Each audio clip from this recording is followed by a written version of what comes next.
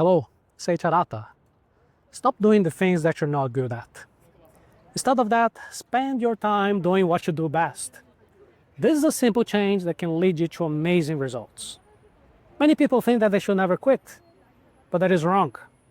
You need to learn when to quit and how to quit strategically. Think about Steve Jobs. He dropped out of college because it was not being useful to him. And instead of that, he studied calligraphy. These were things that he loved, he was good at. And because of that smart decision, Apple became famous for beautiful, user-friendly products. Bill Gates, similar story. He quit Harvard. He saw a better opportunity starting Microsoft. Earlier, he had another business that was called Travel Data. It was not successful, so he stopped wasting time, and then he focused his time on areas where he was naturally strong. And that helped him to build a huge software company.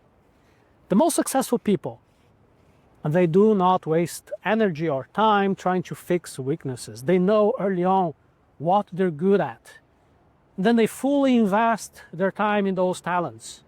Anders Ericsson discovered that true excellence comes from practicing your strengths, not your weaknesses. And you can increase your engagement at work like 6 times. You can improve your quality of life 3 times. There is Gallup research showing this clearly.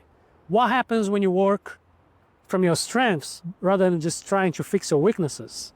And doing what you naturally enjoy will release dopamine, and dopamine is a brain chemical that makes you feel happy, feel motivated. Career expert Carl Newport talks about building valuable skills. He calls this career capital. When you invest time developing skills that you already have, you become rare, you become valuable. Warren Buffett calls this having a sustainable competitive advantage. Okay, what about the essential skills that you have to have, but you're not naturally good at? Well, there are sometimes the moments you have to persist. For example, having a minimal quality of communication or managing your finances, but you don't have to become an expert in these areas. For example, you are a great programmer, okay, but you're not good making presentations. You don't need to become a world-class public speaker. No, just learn how to explain your ideas in a clear way. And then just go back to what you do. Programming, that is your true strength. So why is quitting so difficult? Because sometimes you keep doing something just because you have already invested a lot on it. You spent time and energy and money, and it's difficult for you to admit that it was wasted. This is the sunk cost fallacy. Your brain tricks you into continuing, even if it's not working for you. There's another reason you don't quit, is the fear of what other people might think. Maybe your identity is tied to this activity. You worry that others will judge you negatively if you stop. But then you continue, and then you feel trapped for many years. So here's another way, a simple way for you to make smarter quitting decisions. Imagine 4 types of activities. First, the ones that you're good at and do not take effort. Just, this is easy, keep doing it. Second, you have talent, but it does require you a lot of effort. Here, you have to carefully decide if it's worth your time, if the reward is good. Then there are the other ones, the third quadrant, where you don't have talent, but does not have a lot of effort. Here you can automate these tasks. And fourth, there is a lot of effort you need, and there is very little benefit. So stop doing that immediately. This is wasting your time, this is wasting your energies, preventing you from doing better things. Always have clear goals before you start. A good method is a 3-month rule. You have to write down a measurable goal, and after 3 months, see if you have improved at least, let's say 10%. If not, you have to consider doing something different. And that will avoid you to make excuses later. Another useful way for you to think about quitting is opportunity cost. Opportunity cost. Opportunity cost means comparing what you are currently doing with the best alternative. If there is something better available, why do you settle for mediocrity? Every hour you spend doing something that you are average will prevent you from becoming great doing something else. Warren Buffett says that successful people say no to almost everything. They focus only on a few important areas. And that concentration brings exceptional results. When you quit, do it gracefully. Don't leave problems for other people. Clearly transfer your knowledge. Do the documentation of everything that you've learned and help other people to do the transition. Preserve good relationships, being honest, being thankful. Choose the right moment to leave. Ideally, it is when a project is naturally ending, and it's going to be okay.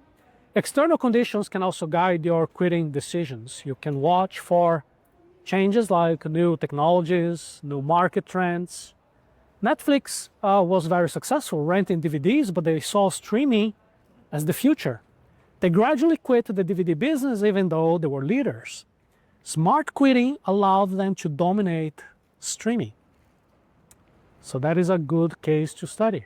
Different cultures see quitting differently. Here in Japan, there is Kaizen. Kaizen encourages constant improvements. So the idea of quickly stopping something that is not effective and then doing small improvements every day is so powerful. In Silicon Valley, they also say fail quick, right? Fail fast, break things and change. They value quick learning and moving on rather than persisting in a stubborn way. So always measure real results, not just how much effort you're putting. The effort doesn't really count. Peter Drucker said that doing something efficiently that is not important is the worst type of waste. So don't waste your time comparing yourself to other people in completely different situations. Seneca said that comparisons only make sense when the context is similar.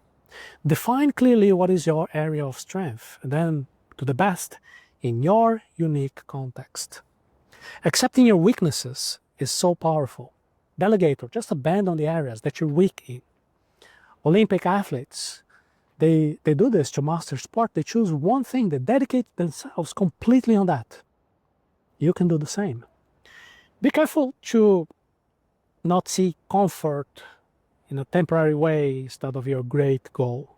Short-term comfort can sabotage your long-term success. When things get tough, persistence in your strengths can make you exceptional. Many people quit too early. So this is a chance for you to differentiate yourself. Now, let's get practical. I'm going to be sharing with you 3 easy activities that you can do today. They will clarify where you should be putting your time and your energy. All you need is a notebook and a quiet place. The first activity is called a reality check. You're going to be choosing one thing in your life that is frustrating to you right now. Draw a simple graph with effort on the bottom and results at the top, okay? And you're going to put where exactly, in an honest way, where are you today? Are you having good results? Are you stuck? And then you write down clearly what success looks like if you continue. What is motivating you? What is holding you back? And then you finish by choosing one simple daily activity for you to improve. This is going to visually help you to decide if it's something that makes sense for you to keep on going. The second activity is the quick decision check-in. You will choose one area of your life that you're not sure about continuing. Write down clearly what is working, what is not. And then you ask yourself honestly, if I keep doing this for one more year, what exactly am I probably going to gain? And then you decide if it's worth doing that. See the positives, see the negatives, and then the outcomes become more clear for you to make a decision. The third activity is becoming your best self. Choose one area of your life where you want excellence. Write down clearly what becoming amazing doing that would do for your life. Everything that is distracting you, stop. Choose one distraction right now. Choose one action right now that will move you closer to excellence and remove the distractions. This is going to free your energy to focus on what is truly important. These 3 simple activities will give you clear direction. They will help you to make smarter choices about quitting or continuing. And then you choose one of these exercises today, start right now, they immediately give you more clarity and more confidence. Success is not about blindly pushing forward. Success is knowing exactly when to stop and where to focus. To master this skill, you need a plan. You can go to arata.se/planning your life. Right now, we're going to be putting all of these ideas into practical, life-changing actions.